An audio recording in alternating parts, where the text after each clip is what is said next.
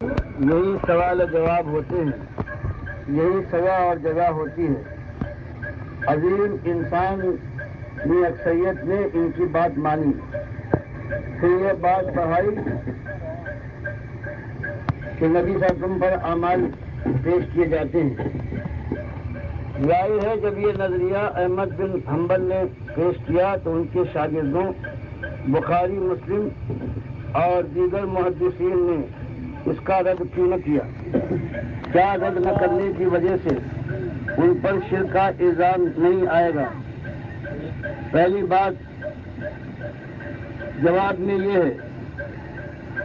کہ اگر انسان کو یہ خبر نہ ہو کہ فلاں میں جہاں بہت سی خوبیاں ہیں اور ایک ایسی بات ہے کہ جو بہت بڑی خرابی بھی ہے، اور وہ اس آدمی کی تعریف کرتا رہے بغیر علم کے، تو اس کے اوپر پکڑ نہ ہوگی، اسے علم نہیں۔ یہی بات، اور اگر علم ہو اور پھر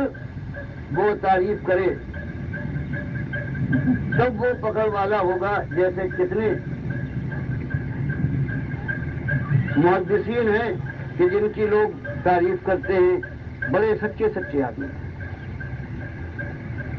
لیکن کوئی دوسرا محدث ہے، اپنا واقعہ، اپنی چیز بیان کرتا ہے کہ بھائیو تم اس کی تعریف کرتے ہو، تم معذور ہو،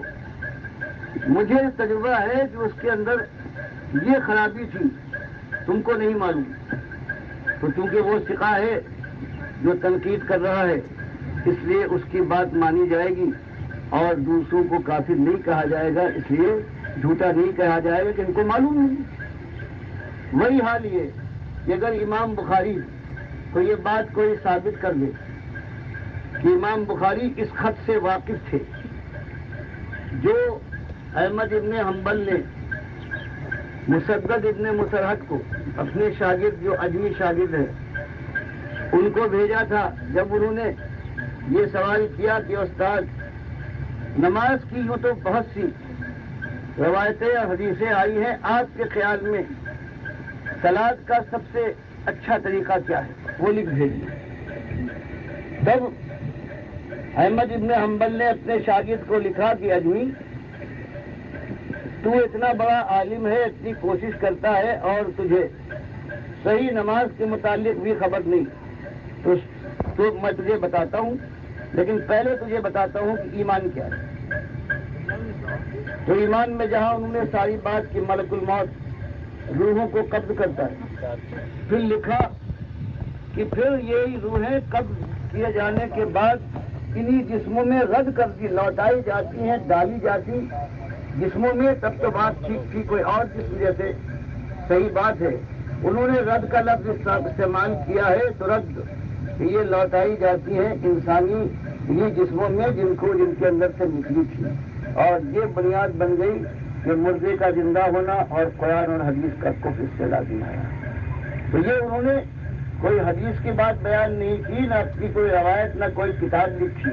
ایک خط اپنے شاگرد مسدد ابن مسرحد کو لکھا، جیسے آج طبقات حنابلہ میں اس کو اس کی تائید کے ساتھ ثبوت کے طور پر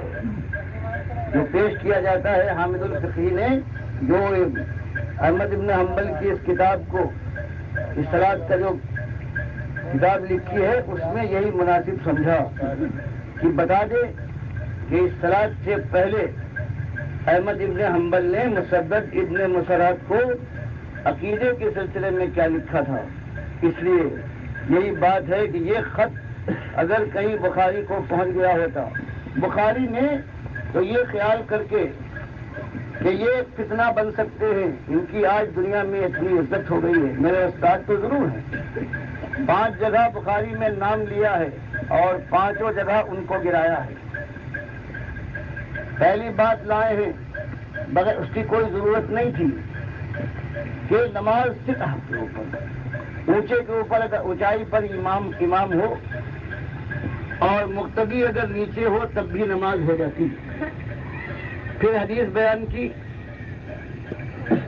اور اس میں یہ کہا کہ نبی صلی اللہ علیہ وسلم سب کو دکھانے کے لیے